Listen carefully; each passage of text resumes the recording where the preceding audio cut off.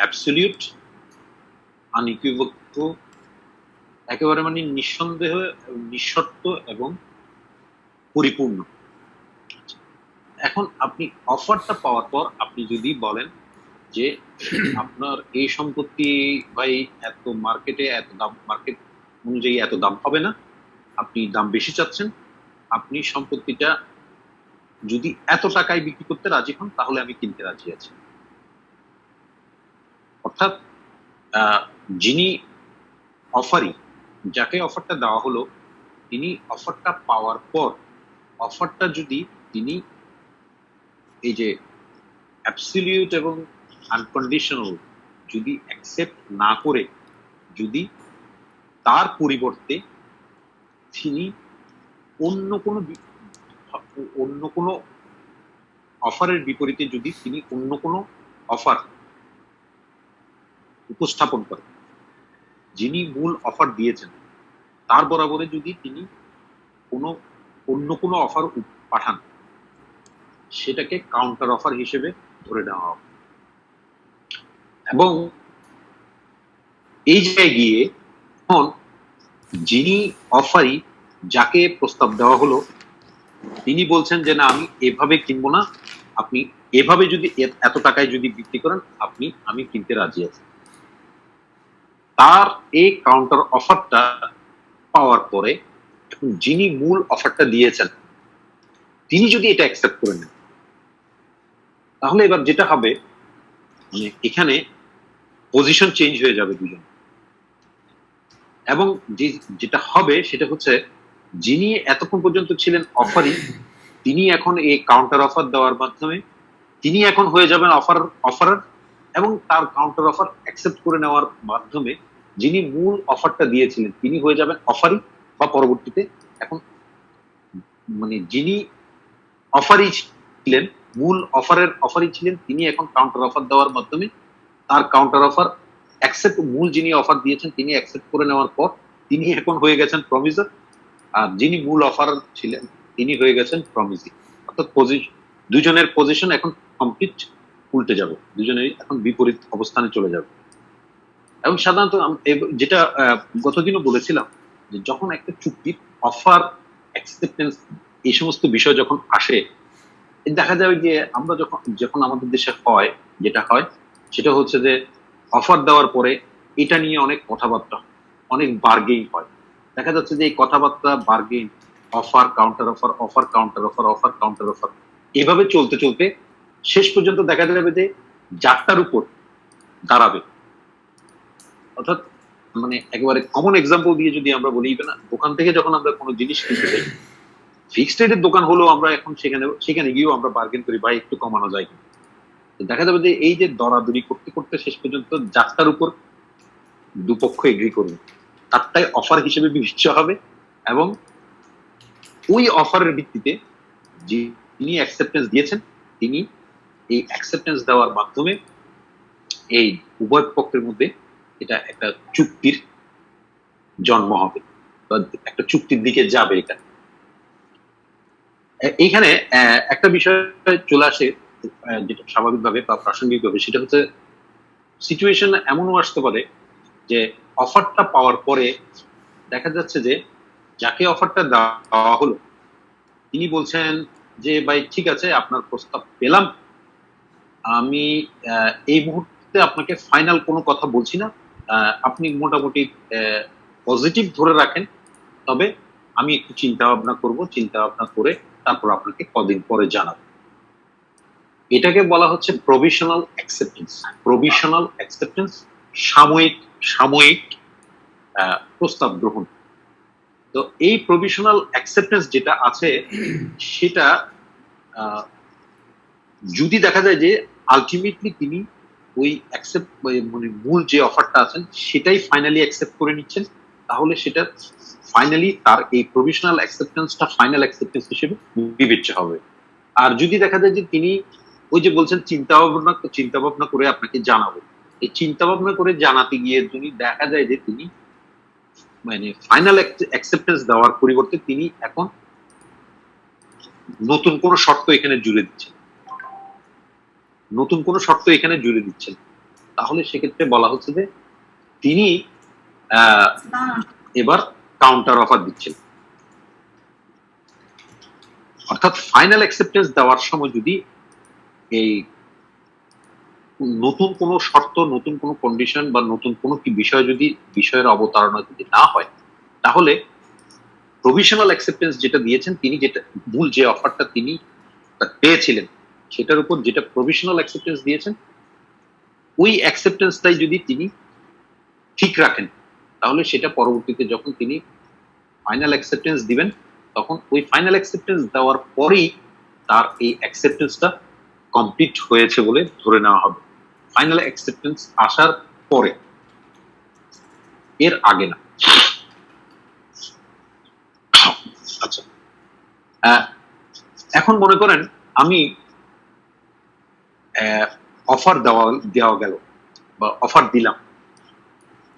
এখন অফার দেওয়ার পরে দেখা যাচ্ছে যে এই এমন কোন সিচুয়েশন অ্যারাইজ করলো, যেই সিচুয়েশনের পরিপ্রেক্ষিতে দেখা যাচ্ছে যে এখন যিনি অ্যাকসেপ্টেন্স দেওয়ার কথা, তার এই অ্যাকসেপ্টেন্স দেওয়া না দেওয়া এখানে এখন আর কোনো মূল্য রাখে বা এটার আর কোনো প্রয়োজন রাখছে না বা প্রয়োজন পড়ছে না। এই অ্যাকসেপ্টেন্সের আর কোনো দরকার নেই। অর্থাৎ তার সাথে চুক্তি হওয়ার আর কোনো সম্ভাবনাই নেই।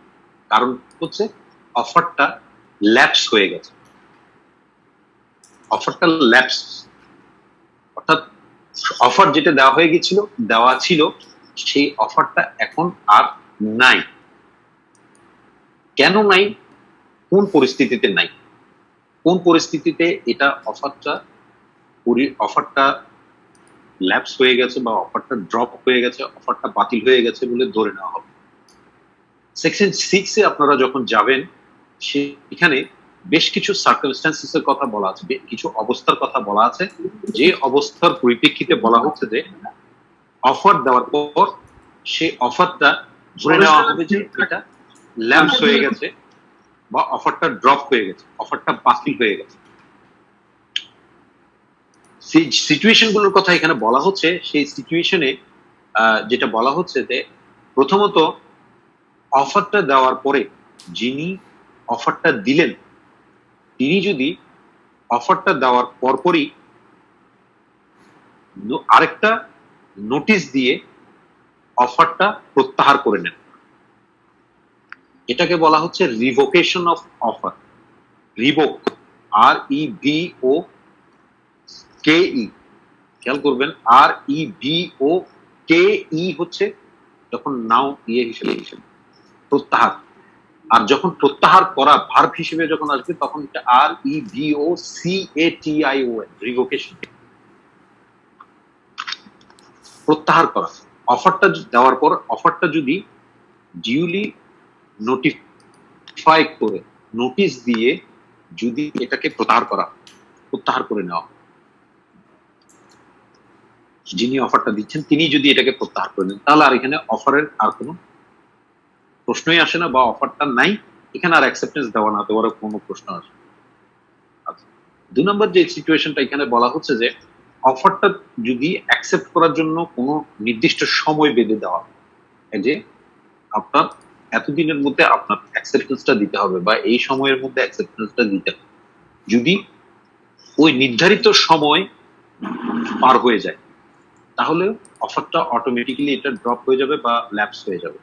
আর যদি দেখা যাচ্ছে যে সুনির্দিষ্ট কোনো সময় উল্লেখ করে দেওয়া ছিল না অফার দেওয়ার সময়, জাস্ট অফারটা দেওয়া হয়েছে, কিন্তু অফার দেওয়ার পরে তো আর যিনি অফার দিয়েছেন তিনি তো আর আনলিমিটেড পিরিয়ড পর্যন্ত বসে থাকতে হবে বা বসে থাকবেন এটারও কোনো ধরে নেওয়ার কোনো বাধ্যবাধকতা নাই। আমি পছন্দ হয়েছে, বিয়ের প্রস্তাব দিয়েছি, এখন এটা এরপরে আমি একেবারে মানে যুগের পর যুগ তো আর বসে থাকবো না, মাসের পর মাস, দিনের পর দিন আর বসে থাকবো না। বসে থাকার এখানে কোনো বাধ্যবাধকতা থাকবে না, একটা রিজনেবল টাইম অপেক্ষা করা হবে। ওই রিজনেবল টাইমটা যখন পার হয়ে যাবে, তো বলা হচ্ছে যে ওই রিজনেবল টাইমের মধ্যে যখন, চুক্তিসঙ্গত সময়ের মধ্যে যখন অ্যাকসেপ্টেন্সটা আসবে না, অফারটা ওখানেই ড্রপ হয়ে গেছে বা অফারটা ল্যাপস হয়ে গেছে বলে ধরে নেওয়া হবে। এরপর বলা হচ্ছে যে অফার দেওয়ার সময়, ওই যে বললাম একটু আগে যেটা পেলাম আমরা, যে নির্ধারিত কিছু শর্ত জুড়ে দেওয়া ছিল, কিছু টার্মস এন্ড কন্ডিশন বলে দেওয়া ছিল, যে এই টার্মস এন্ড কন্ডিশন গুলো ফুলফিল হলে অফারটা অ্যাকসেপ্ট হয়ে গেছে বলে ধরে নেওয়া হবে। তো এই অফার, এই টার্মস এন্ড কন্ডিশন যদি ফুলফিল করা না হয়, টার্মস এন্ড কন্ডিশন ফুলফিল করা না হলে, আমি বললাম যে প্রস্তাব আমি মানলাম, কিন্তু প্রস্তাব মানার জন্য যে আবশ্যকীয় শর্ত, যে পূর্ব শর্ত, প্রি কন্ডিশন যেটা ছিল, সেটা আমি পালন করলাম না। আমি ফর্ম ফিল আপ করে ফর্ম জমা দিলাম, কিন্তু নির্ধারিত ফি দিলাম না। ব্যাপারটা যেরকম হবে ঠিক একই। অর্থাৎ অফারের সাথে আনুষঙ্গিক যে শর্ত আছে, সেই শর্তগুলো যদি প্রতিপালন করার বাধ্যবাধকতা থাকে, সেই শর্তগুলো যদি প্রতিপালন করা না হয়, সেক্ষেত্রেও বলা হচ্ছে যে অফারটা বাতিল হয়ে যাবে বা অফারটা ল্যাপস হয়ে যাবে, ড্রপ হয়ে যাবে।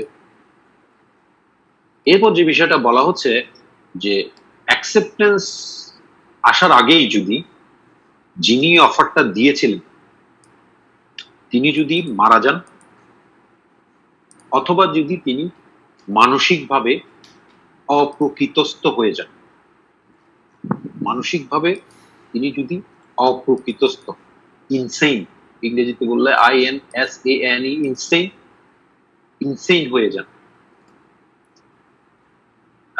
আমরা যখন সামনের দিকে যাব, এগ্রিমেন্ট এনফোর্সিয়েবল বাই ল, এনফোর্সিবিলিটির যে কন্ডিশন গুলো বা ক্রাইটেরিয়া গুলো সম্পর্কে যখন আমরা আলোচনা করব, সেখানে একটা বিষয় যেটা আসবে সেটা হচ্ছে, যেটা আমরা বলেছিলাম শুরুর দিকে আলোচনায়, যেটা মানে যে কন্ডিশনটা আমরা পেয়েছিলাম, তার মধ্যে একটা কন্ডিশন ছিল যে চুক্তি করার ব্যাপারে, চুক্তি যারা করবেন পক্ষগণের কম্পিটেন্সি থাকতে হবে, আইনানুগভাবে চুক্তি করার ব্যাপারে তাদের সক্ষমতা থাকতে হবে। এখন দেখেন, যিনি যার সাথে চুক্তি করবো তিনি যদি মারা যান, তাহলে তার সাথে ক্ষমতার তো কোনো প্রশ্নই আসে। তিনি যদি মানসিকভাবে অপ্রকৃতস্থ হয়ে যান, কোনো মানসিকভাবে অপ্রকৃতস্থ বা এক কথায় বলতে গেলে পাগলের সাথে গিয়ে তো আর কোনো চুক্তি করার কোনো চুক্তি, আইনের চোখে সেটা কোনো চুক্তি হিসেবেই বিবেচ্য হবে কিনা, কমন সেন্স দিয়ে চিন্তা করে দেখেন যে কোনো পাগলের সাথে চুক্তি করলে সেই চুক্তির কোনো ভ্যালু আছে কিনা, বা সেই চুক্তির কোনো আইনগত বৈধতা আছে কিনা।